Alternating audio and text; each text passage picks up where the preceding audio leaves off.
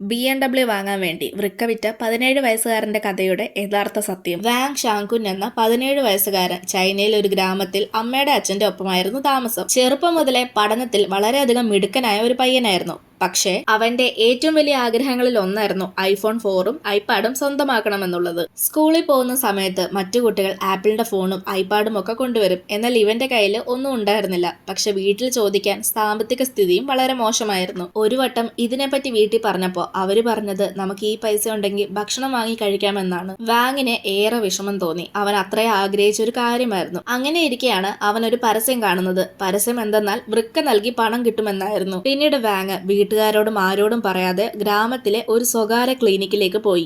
അങ്ങനെ പരസ്യത്തിൽ ഉള്ളതുപോലെ തന്നെ വാങ് തന്റെ വൃക്ക നൽകി 2 ലക്ഷം രൂപ സ്വന്തമാക്കി. പൈസ കിട്ടിയ അതേ ദിവസം തന്നെ വാങ് കടയിൽ പോയി അവന് വേണ്ടി ഐഫോൺ 4ഉം ഐപാഡും വാങ്ങി. വീട്ടിലെത്തിയ വാങ്ങിനോട് അമ്മയും അച്ഛനും ഇത് എവിടുന്നാണ് വാങ്ങിയത് എന്ന് ചോദിക്കുമെങ്കിലും അവൻ അതിന് മറുപടി ഒന്നും പറയാതെ അവിടുന്ന് പെട്ടെന്ന് സ്ഥലം കാലിയാക്കും. പക്ഷെ വാങ്ങിന്റെ അമ്മയ്ക്ക് സംശയം തോന്നി. പിന്നീട് അവസാനം ഇതിന്റെ പുറകിലുള്ള കാരണവും എന്താണ് ചെയ്തത് എന്നുള്ള കാര്യങ്ങളൊക്കെ ആ സ്ത്രീ കണ്ടെത്തും. കുറെ നാളുകൾക്ക് ശേഷം വാങ്ങിന്റെ ആരോഗ്യം തകരാറിലായി തുടങ്ങിയിരുന്നു. അവൻ കിടപ്പിലാവുകയും ചെയ്തു. ഈ കഥ പിന്നീട് ലോകമെമ്പാടും പ്രചരിച്ചു. സോഷ്യൽ മീഡിയയിലൊക്കെ ഇത് BMW വാങ്ങാൻ വൃക്ക വിറ്റയാൾ എന്ന പേരിലാണ് ചർച്ചയായത്. ഇതൊരു തെറ്റായ പ്രചാരണമാണെങ്കിൽ പോലും നമ്മുടെ സൊസൈറ്റിയിൽ തന്നെ ഇങ്ങനെയൊക്കെ ചെയ്യുന്ന കുറെ ആളുകളും കാണും. ഇങ്ങനെ ചെയ്യുന്നവരെ പറ്റി നിങ്ങളുടെ അഭിപ്രായം എന്താണെന്ന് കമന്റ് ചെയ്യും. ഇതുപോലെയുള്ള കൂടുതൽ വീഡിയോസ് കാണാനായി ചാനൽ സബ്സ്ക്രൈബ് ചെയ്യാനും ഇൻസ്റ്റഗ്രാമിൽ ഫോളോ ചെയ്യാനും മറക്കല്ല്.